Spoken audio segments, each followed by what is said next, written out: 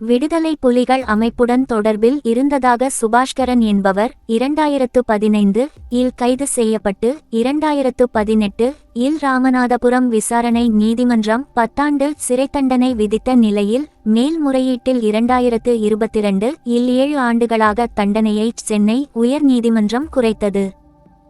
மேலும் தண்டனை முடிந்ததும் இந்தியாவில் இருக்கக்கூடாது, இலங்கை திரும்ப வேண்டும் என்றும் உத்தரவிட்டது. இதைத் தொடர்ந்து உச்ச நீதிமன்றத்தில் மேல்முறையீடு செய்த சுபாஷ்கரன் மனைவி குழந்தைகள் இந்தியாவில் குடியேறிவிட்ட நிலையில் தன்னையும் இங்கேயே இருக்க அனுமதிக்க வேண்டும் என்று கேட்டுக்கொண்டார். விசாரித்த நீதிபதிகள் தீபாங்கர் தத்தா, கே. வினோத்சந்திரன் ஆகியோரை கொண்ட உச்ச நீதிமன்ற அமர்வோ மனுவை தள்ளுபடி செய்துவிட்டது. கூடவே உலகம் முழுவதிலுமிருந்து வரும் அகதிகளை இந்தியா வரவேற்க வேண்டுமா? ஏற்கெனவே நாங்கள் 140 கோடி மக்கள் தொகையுடன் போராடி வருகிறோம். அனைத்து நாடுகளிலுமிருந்து வரும் வெளிநாட்டினரை வரவேற்று மகிழ்விக்க இந்தியா தர்ம சத்திரம் அல்ல. இந்தியாவில் குடியேற உங்களுக்கு என்ன உரிமை உள்ளது? இலங்கையில் உயிருக்கு ஆபத்து இருந்தால் வேறு நாட்டுக்குச் சென்று அடைக்கலம் கோருங்கள் என்றும் தீர்ப்பில் குறிப்பிட்டுள்ளனர்.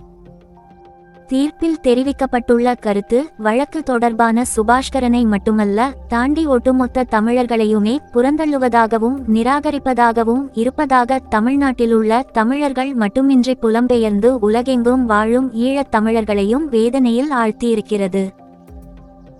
இன கலகத்தால் பெரிதும் பாதிக்கப்பட்ட நிலையில் 1980 களில் தொடங்கி கடந்த 40 ஆண்டுகளுக்கும் மேலாக இந்தியாவில் தமிழ்நாட்டை நோக்கியும் தமிழ்நாட்டின் வழியாக உலகின் பிற நாடுகளை நோக்கியும் ஈழத் தமிழர்கள் பல்லாயிரக்கணக்கில் வெளியேறினர். வெளிநாடுகளுக்கு செல்வதற்கு செலவிட முடியாத நிலையிலிருந்த பெரும்பாலும் ஏழைகள் நடுத்தர குடும்பங்களைச் சேர்ந்த சில லட்சம் பேர் தமிழ்நாட்டிலேயே தங்கிவிட்டனர்.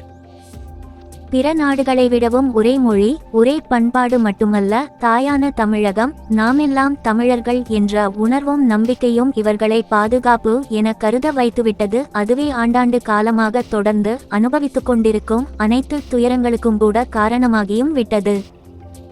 உலகம் முழுவதும் ஒவ்வொரு நாளும் எங்கோ ஒரு மூலையில் யாரோ சிலர் ஏதோ ஒரு காரணத்துக்காக தங்கள் வாழிடத்தை துறந்து வெளியேறிக்கொண்டுதான் இருக்கின்றனர். பெருமெடுப்பிலான பல வெளியேற்றங்களுக்கான முதன்மை காரணங்கள் ஆயுத போராட்டங்கள், சண்டைகள், வன்முறைகள், இடைவிடா போர்கள், இன அடிப்படையிலான மோதல்கள், மத அடிப்படையிலான அச்சுறுத்தல்கள், விடுதலை போராட்டங்கள், பசி, பஞ்சம், பட்டினி, பாலியல் ரீதியிலான வன்கொடுமைகள், சில தருணங்களில் வாழ முடியா பேரழிவுகள் என இன்னும் எத்தனையோ காரணங்கள். முற்றிலும் இயலாத நிலையில் பெரும்பாலும் தங்கள் நாட்டையொட்டியுள்ள வாய்ப்பு கிடைத்தால் சற்று தொலைவில் இருக்கும் ஏதேதோ நாடுகளை தேடி எதிரிகளாக அகதிகளாக கொஞ்சமும் விருப்பமின்றி உயிர் பிழைத்தால் போதும், தங்கள் குடும்பங்களை காக்க முடிந்தால் போதும் என்றுதான் வேரோடும் வேரடி மண்ணோடும் எல்லாவற்றையும் பறித்தெடுத்துக்கொண்டு மக்கள் வெளியேறுகின்றனர். உலகம் முழுவதும் 6.33 கோடி மக்கள் தங்கள் வாழிடங்களை விட்டு இடம்பெயர்ந்து வாழ்ந்து வருகின்றனர். இவர்களில் 4.34 கோடி பேர் அகதிகள் என்ற நிலையில் இருக்கின்றனர். நாடற்றவர்கள் அல்லது நாடற்றவராகும் ஆபத்தில் இருப்பவர்கள் 44 லட்சம். 2023 இல் உலகம் முழுவதும் பிற நாடுகளில் தஞ்சம் கேட்டிருப்பவர்கள் எண்ணிக்கை 36 லட்சம். அகதிகள் புலம்பெயர்ந்தோர் எண்ணிக்கையில் 73% Afghanistan, Syria, Venezuela, Ukraine, Sudan ஆகிய 5 நாடுகளை சேர்ந்தவர்கள். 1/3 பங்கு அகதிகளுக்கு ஐரோப்பிய நாடுகள்தான் மறுவாழ்வு அளிக்கின்றன. உலகிலேயே ஈரானில்தான் மிக அதிகளவிலான அகதிகள் தஞ்சமடைந்து வாழ்கின்றனர், வாழ வைக்கப்படுகின்றனர். 37.6 லட்சம் பேர், பெரும்பாலும் ஆப்கானியர்கள். அடுத்தடுத்து துருக்கி 36 லட்சம், Germany, Uganda, Pakistan, Chad, Russia, Ethiopia, வங்கதேசம், போலந்து ஆகிய நாடுகள் இடம்பெறுகின்றன. உள்நாட்டு கலகம், அமைதியின்மை காரணமாக சூடானிலிருந்து அருகிலுள்ள நாடுகளுக்கு வெளியேறியோர் மட்டும் 12 லட்சம். ஆப்கானிஸ்தானிலிருந்து அல்லது சிரியாவிலிருந்து வெளியேறியவர்கள் 1.28 கோடி பேர். அகதிகளில் 75% வறிய அல்லது நடுத்தர வருமானமுள்ள நாடுகளில்தான் இருக்கின்றனர். இந்தியா எந்த பிரிவில் வருகிறதென தெரியவில்லை. மியான்மரில் நாடற்றவர்களாக கருதப்படுவோர் ரோஹிங்கியா முஸ்லிம் மக்கள். 2017 வன்முறைக்கு பிறகு மியான்மரிலிருந்து 12 லட்சம் பேர் அகதிகளாக வெளியேறியிருக்கின்றனர். இவர்களில் 90% வங்கதேசத்திலும் மலேசியாவிலும் தஞ்சமடைந்திருக்கின்றனர். சொந்த நாட்டிலேயே அகதிகளாக இருப்பவர்களும் இருக்கத்தான் செய்கின்றனர். மணிப்பூரில் 2023 மே 3 தொடங்கிய வன்முறைகளை தொடர்ந்து மோதிக்கொள்ளும் மீதி குக்கி ஆகிய இரு இனங்களையும் சேர்ந்த 50,000க்கும் மேற்பட்டோர் மாநிலத்துக்குள்ளேயே வாழிடம் பெயர்ந்து மிகவும் மோசமான சூழ்நிலையில் வாழ்ந்து கொண்டிருக்கின்றனர். அதிபர்கள், பிரதமர்கள், முதல்வர்கள், நீதிபதிகள் மட்டுமின்றி கஞ்சிக்கே வழியின்றி கஷ்டப்படும் பல 100 கோடி ஏழைகள் உள்பட நாம் எல்லாரும் இந்த உலகத்தில்தான் நிலப்பரப்புகள் வேறுவேறாக இருந்தாலும் ஒன்றாகத்தான் வாழ்ந்து கொண்டிருக்கிறோம். நம் எல்லாருக்குமே பரஸ்பரம் உயிர்களை காக்க வேண்டிய பொறுப்பு என்றொன்று இருக்கிறது. ஏதோ ஒரு வகையில் நாம் இந்தியாவோ இன்ன பிற நாடொன்றோ நல்ல நிலைமையில் இருப்பதாக கொள்ளலாம். ஏதோ ஒரு காரணத்தால் தங்கள் நாடுகளை விட்டு அகதிகளாக வெளியேறும் மக்களை கண்டுகொள்ளாமல் ஒருவரால் அல்லது ஒரு நாட்டால் எப்படி இருக்க முடியும்? உலகில் அகதிகள் பாதுகாப்புக்கென எத்தனையோ சட்டங்கள் உருவாக்கப்பட்டிருக்கின்றன. ஆனால் இவற்றை பின்பற்றுவதற்குத்தான் சில நேரங்களில் ஆள்களையும் நாடுகளையும் தேட வேண்டியிருக்கிறது. பரந்து கிடக்கிறது உலகம். 1983 இன கலகத்தை தொடங்கி இலங்கையிலிருந்து உயிருக்கு பயந்து தமிழர்கள் வெளியேற தொடங்கினார்கள். தொடர்ந்தது ஆயுத போராட்டமும் அரச அடக்குமுறைகளும் இராணுவ நடவடிக்கைகளும். தொடர்ந்து பல்லாயிரக்கணக்கில் ஈழத் தமிழர்கள் வெளியேறினர். தமிழ்நாட்டின் வழியாகவும் பிற வழிகளிலும் Britain, Germany, Sweden, Norway, Denmark, Switzerland போன்ற பிற ஐரோப்பிய நாடுகள், கனடா, ஆஸ்திரேலியா என எங்கெங்கோ இவர்கள் புலம்பெயர்ந்து சென்றனர். இன்றைக்கு தமிழ்நாடு, அதாவது இந்தியா தவிர்த்து புலம்பெயர்ந்து சென்ற நாடுகளில் எல்லாமும் அல்லது பெரும்பாலானவற்றில் 3 அல்லது 5 ஆண்டுகள் கண்காணிப்புக்கு பிறகு அல்லது சில வரையறைகளுக்கு உள்பட்டு குடியுரிமை பெற்று தற்போது அந்த நாட்டு மக்களாகவே மாறிவிட்டனர். அந்தந்த நாடுகள் அப்படியே அனைவரையும் சொந்த மக்களாக உள்வாங்கிக் கொண்டுவிட்டன.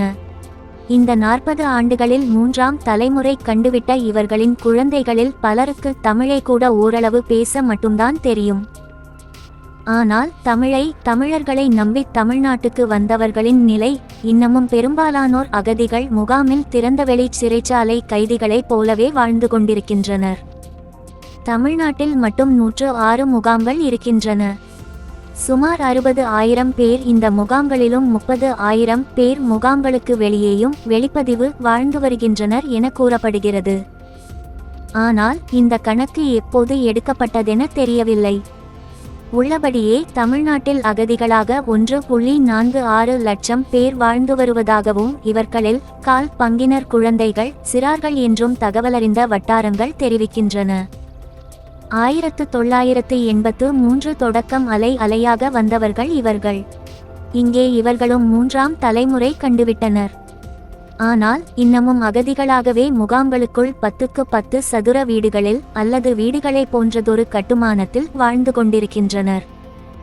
பெரும்பாலான நாடுகளில் ஒரு குழந்தை அந்த நாட்டில் பிறந்தால் பிறப்பால் தானாகவே அந்த நாட்டின் குடிமகனாகிவிடும். ஆனால் இங்கேயோ பிறக்கும்போதே அகதிதான். ஏதோ குறிப்பிட்ட காலகட்டத்தில் பிறந்த குழந்தைகளுக்கு மட்டும் குடியுரிமை தந்திருப்பதாக கூறுகிறார்கள். வாராவாரம் என்பது மாறி இன்னமும் மாதந்தோறும் முகாம்களில் சோதனைகள் நடத்தப்பட்டு கொண்டுதானிருக்கின்றன. ஒருவர் எங்கேயாவது வெளியூர் செல்வதாக இருந்தால் தலையாரி அல்லது கிராம நிர்வாக அலுவலரில் தொடங்கி வட்டாட்சியர் வரையிலான முன் அனுமதி பெற வேண்டும். கிட்டத்தட்ட அந்த கால குற்றப்பரம்பரை சட்டத்தை போல. ஊருக்கு அல்லது அருகிலுள்ள நகருக்கு யாராவது வேபிக்கள் வந்தால் தொடர்ந்தாற்போல 3-4 நாள்கள் கூட முகாம்களில் சோதனைகள் இருக்கும். இந்த குழந்தைகள் பள்ளி, கல்லூரிகளில் பயில முடியும். ஆனாலும் மருத்துவம் போன்ற படிப்புகளை படிக்க முடியாது. கடவுச்சீட்டுகள் கிடையா. எனவே வெளிநாடுகளுக்கு செல்ல முடியாது. ஒருமுறை வெளியேறினால் மீண்டும் இந்தியாவுக்குள் வர முடியாது. அகதிகளில் பலரும் சாதாரண வேலைகளில்தான் இருக்கின்றனர். நல்ல படிப்பு, நல்ல வேலை கிடைக்காத நிலையில் இவர்களில் சிலரை சமூக விரோத சக்திகள் பயன்படுத்திக் கொள்ளும்போது பொது புத்தியில் ஒட்டுமொத்தமாக இவர்கள் அனைவர் மீதும் பழி போடப்படுகிறது. ஐக்கிய நாடுகள் அகதிகள் ஒப்பந்தத்தில் இந்தியா கையெழுத்திடவில்லை என்பதால் சில நடைமுறை சிக்கல்கள் இருக்கின்றன. அகதிகளுக்காக குடும்ப அட்டை போன்ற வசதிகள் செய்து கொடுக்கப்பட்ட போதிலும் இன்னமும் கூட சிறப்பு முகாம்கள் என்ற பெயரிலும் கணிசமானோர் சிறை வைக்கப்பட்ட நிலையில்தான் இருக்கின்றனர். இவற்றில் குடியுரிமை தவிர்த்த வேறு பல பிரச்சினைகளை தீர்த்து வைக்க மத்திய அரசு தேவையில்லை, நினைத்தால் மாநில தமிழ்நாட்டு அரசாலேயே செய்துவிட முடியும். ஆனால் வரலாற்றில் இந்தியா எவ்வளவு பேரை உள்வாங்கிக் கொண்டிருக்கிறது, எவ்வளவு பேரை வாழ வைத்து கொண்டிருக்கிறது. பல நூற்றாண்டுகளுக்கு முன்னர் அகதிகளாக வந்தவர்கள்தான் பார்சிகளும் ஈரானியர்களும். இன்றைக்கு அவர்கள் நாடு இந்தியாதான், அவர்களும் இந்தியர்கள்தான்.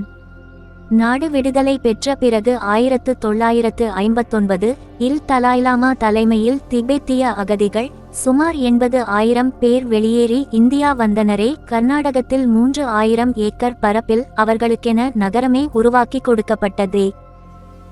1971 இல் இப்படி இந்தியாவுக்குள் வந்து குவிந்த அகதிகளுக்காகத்தான் ஒரு படையெடுப்பே நடைபெற்றது. பாகிஸ்தான் இரண்டானது, வங்க தேசம் என்றொரு நாடே உருவானது.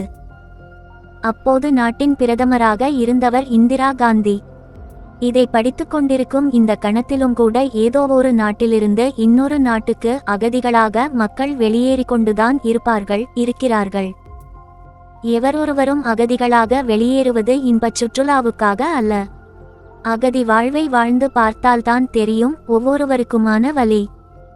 இத்தகைய உலகச் சூழலில் தனியொருவர் தொடர்ந்த வழக்கில் மேல்முறையீட்டை தள்ளுபடி செய்ததை தாண்டி எங்கேயாவது போங்கள், இங்கே வராதீர்கள், இதுவென்ன தர்ம சத்திரமா என்றெல்லாம் உச்ச நீதிமன்றமே கருத்து தெரிவித்திருப்பதை கேட்டு தமிழர்கள் மட்டுமல்ல, அகதி வாழ்வை நினைத்து பார்க்கும் அனைவருமே அதிர்ந்திருக்கிறார்கள். இலங்கை திரும்ப இயலாது, இங்கிருக்க அனுமதி கொடுங்கள் என்றொருவர் கேட்டிருக்கிறார். இங்கேயோ முகாம்களில் 1.5 லட்சம் ஈழத் தமிழர்கள் எதிர்காலம் தெரியாமல் அகதிகளாக கிடக்கின்றனர். ஆனால் தமிழ்நாட்டிலுள்ள தமிழர்களோ 7.5 கோடி பேர். ஒற்றை தமிழரை நிராகரிக்கும் நீதிமன்றத்தின் கருத்தானது எதிர்காலத்தில் பெரும் பாதிப்பை ஏற்படுத்தக்கூடியதாகி ஒட்டுமொத்த தமிழர்களை மட்டுமின்றி உலகெங்கும் வெளியேறுகிற இன்னபிற அகதிகளையும் நிராகரிப்பதாகிவிடக் கூடிய ஆபத்து இருக்கிறது. இது பற்றி ஏனோ பெரிய அரசியல் கட்சிகளின் பெரிய தலைவர்களும் கூட எதிர்வினையாற்றாமல் கடக்கின்றனர். ஆமாம், கொப்புள் தொப்புள் கொடி உறவு, அரைஞான் கொடி உறவு, அவரை கொடி, வெற்றிலை கொடி உறவு என்றெல்லாம் அவ்வப்போது கூறிக்கொண்டிருக்கிறார்களே, இவற்றுக்கெல்லாம் தமிழில் என்னதான் பொருள்?